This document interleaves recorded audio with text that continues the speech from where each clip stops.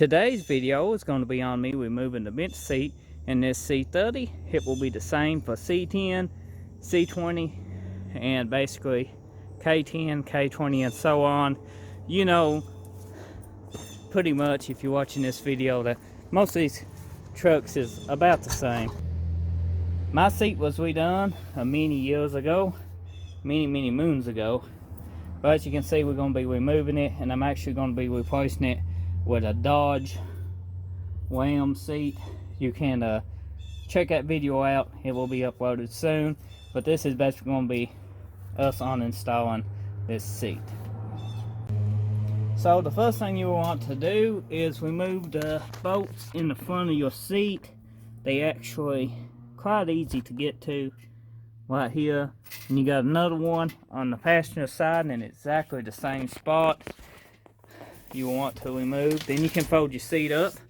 Ooh, 409.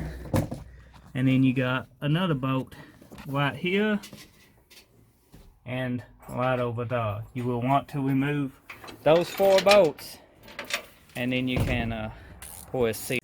So let me show you the seat we're going to install, guys. This is the seat we'll be installing in the truck today. It's got a fold down.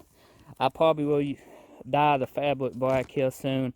I'm just going to fit it in and get everything the way I want it. It's fancy, I know. And it has cup holders in the back.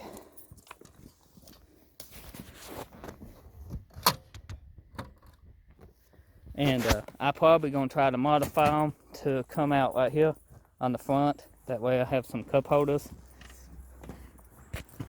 And guys, once you get them 4 bolts undone, you feed your seat belts through it, and you pretty much get a help of a buddy. We got Tony over there, he's cleaning the truck up, and lift it out.